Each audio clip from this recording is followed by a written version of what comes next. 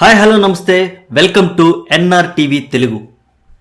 Pushpa the Pushparaj తగ్గేదేలే. ఈ cinema సృష్టించినటువంటి సంచలనం అంతా ఇంత కాదు. ఏకంగా అల్లు అర్జున్కి నేషనల్ అవార్డే తీసుకొచ్చి పెట్టింది బెస్ట్ యాక్టర్గా. అంతేకాదు 60 ఏళ్ల టాలీవుడ్ సినీ చరిత్రలో బెస్ట్ యాక్టర్ అవార్డు అందుకున్నటువంటి ఏకైక హీరో మన అల్లు అర్జున్ అయిపోయాడు. నిజంగా అల్లు అర్జున్కి హ్యాట్స్ ఆఫ్ చెప్పాల్సిందే. అండ్ నెక్స్ట్ వచ్చేసి పుష్ప 2 కోసం చాలామంది ఎదురు చూస్తున్నారు. కానీ రీసెంట్గా జరిగినటువంటి కొన్ని పరిణామాల వలన పుష్ప 2 రోజు రోజుకి లేట్ అవుతుంది. అసలు పుష్ప 2 ఎందుకు లేట్ అవుతుంది? సుకుమార్కి అల్లు అర్జున్కి మధ్య విభేదాలు ఏమైనా వచ్చాయా? లేదంటే షూటింగ్ కంప్లీట్ చేసుకొని రీసెంట్గా జరిగినటువంటి అదే పవన్ కళ్యాణ్ వర్సెస్ అల్లు అర్జున్ ఇష్యూ వలన సినిమా పోస్ట్ పోన్ చేసుకుంటున్నారా? ఇప్పుడున్న మూమెంట్లో సినిమా కనుక వస్తే చాలా సమస్యలు ఎదుర్కొంటామని భయపడుతున్నారా? దీనికి ఖచ్చితంగా సమాధానం చెప్పాల్సిందే మైత్రి మూవీ మేకర్స్. వాళ్ళైతే ఎటువంటి వివాదాలు లేవు. కొంచెం షూట్ కంప్లీట్ చేయాల్సింది ఉంది. క్లైమాక్స్ షూట్ ఉంది. షకావత్ సింగ్ తోటి మనం షూట్ చేయాలి, అదే ఫహద్ ఫాజిల్తో మనం షూట్ చేయాలి. కాబట్టి మనకి లేట్ అవుతుందని వాళ్ళు చెప్తున్నారు. కానీ అందులో నిజమెంత ఉంది అనేది మాత్రం ఎవరికీ అర్థం కావట్లేదు.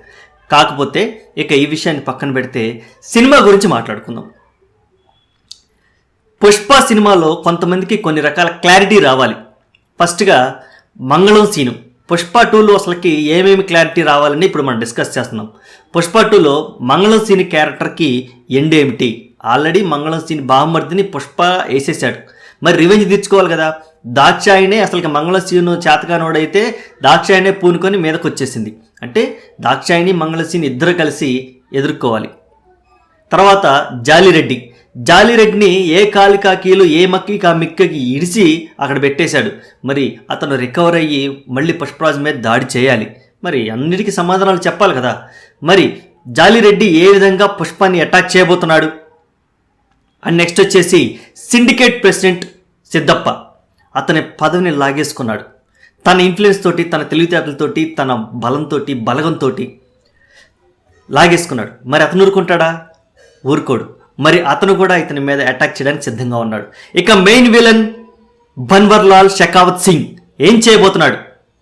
అల్లు అర్జున్ ఏం చేస్తాడు? ఇద్దరు కలిసి ఏం కుట్ర పన్నుతున్నారు?